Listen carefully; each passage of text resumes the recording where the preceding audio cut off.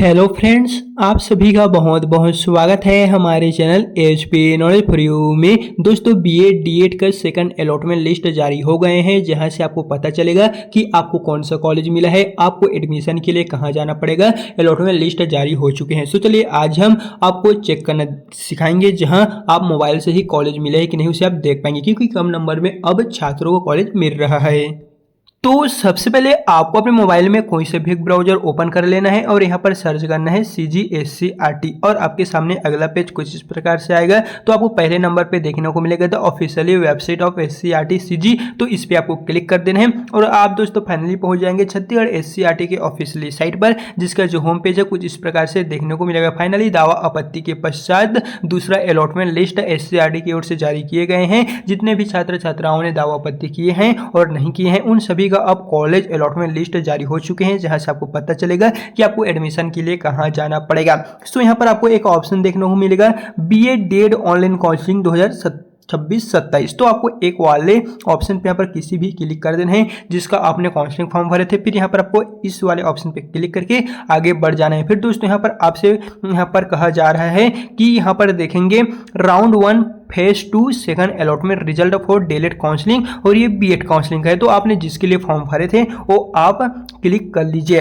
फिर यहाँ पर अगला जो पेज है कुछ इस प्रकार से आएगा। सो चलिए मैं इससे थोड़ा सा लॉगिन कर लिया था, तो मैं यहाँ से रिफ्रेश कर लेता हूँ और बाकी दोस्त यहाँ पर देखेंगे तो अगला जो पेज है कुछ इस प्रकार से आएगा, जहाँ पर आपका रोल नंबर पासवर्ड आपको यहाँ पर डाल के कैप्चा को डाल के सबमिट करना है। और यदि आप पासवर्ड भूल गए हैं तो मैं एक वीडियो का लिंक डिस्क्रिप्शन में दे दूंगा, जहां से क्लिक करके आप अपना भूले हुए पासवर्ड को रिकवर कर सकेंगे। सो चलिए फटाफट मैं अपना रोल नंबर पासवर्ड और ये जो कैप्चा है उनको डाल के यहाँ से जो साइन इन वाला ऑप्शन है इसी पे क्लिक करता हूँ।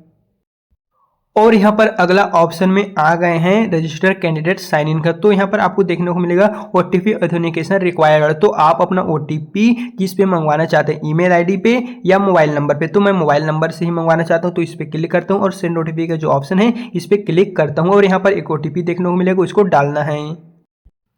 और यहाँ पर अगला जो पेज है वो आपको प्रोफाइल ओपन होकर आएगा। सो दोस्तों यहाँ से आपको नीचे की ओर आना है और नीचे की ओर आ जाने के पश्चात दोस्तों यहाँ पर आपको देखने को मिलेगा current choice filling and locking status. फिर यहाँ पर है आपका सीट अलॉटमेंट रिजल्ट है, इसी वाले दोस्तों आपको ऑप्शन पे क्लिक करना है। यहाँ पर न्यू करके एक ऑप्शन आ रहा है सीट अलॉटमेंट रिजल्ट, तो आपको इस पे क्लिक कर देना है और फाइनली देखेंगे तो अगला जो पेज है कुछ इस प्रकार से आएगा, जहाँ से दोस्तों नीचे की ओर आना है और यहाँ पर आप देख सकेंगे important message for seat allocation of round first second allotment, जहां पर लिखा हुआ है dear candidate as per your filled choice no seat has been allotted to you in this round. यानी कि यहाँ पर आप देखेंगे फर्स्ट राउंड सेकंड अलॉटमेंट में मुझे कोई सा भी कॉलेज नहीं मिला है। तो दोस्तों इस तरह आपको बड़ी आसानी से पता चल जाएगा कि आपको कॉलेज मिला है कि नहीं। अगर आपको कॉलेज मिला होगा या मिला होगा तो यहाँ पर आपको उन कॉलेज का नाम देखने को मिलेगा जहाँ आपको एडमिशन के लिए जाना है और यहाँ पर सीट एक्सेप्टेंस पे क्लिक करना है और यहाँ पर डाउनलोड अलॉटमेंट लेटर, अगर आपका नाम आ गया हुआ तो आपका जो अलॉटमेंट लेटर है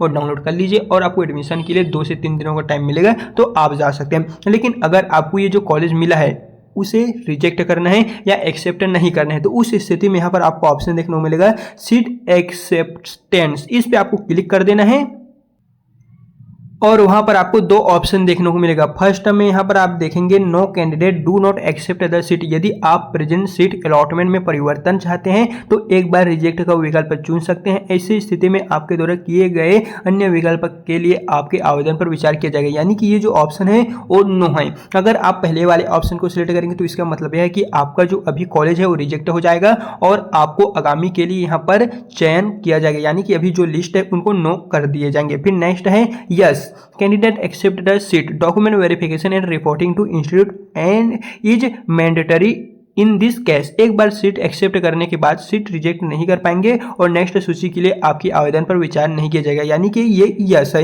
यानी कि मुझे जो कॉलेज मिला है वहां पर मैं एडमिशन के लिए जाना चाहता हूं, अब मुझे आगामी लिस्ट के लिए बाहर कर दिया जाए, इस तरह यहाँ पर कह रहा है। तो ये जो है वो आपका नो वाला है, अगर आप इसे सिलेक्ट करते हैं तो आपको आगामी लिस्ट में रखा जाएगा, आपका नाम आगामी और लिस्ट में जारी होगा। लेकिन अगर आप ये सेकंड वाले ऑप्शन पे यस करते हैं तो इसका मतलब है कि आपको कॉलेज मिल चुका है और आप वहां पर प्रवेश के लिए जाइए और अब जितने भी लिस्ट जारी होंगे उनमें आपका नाम नहीं आया। बाकी दोस्तों यही था आज का वीडियो।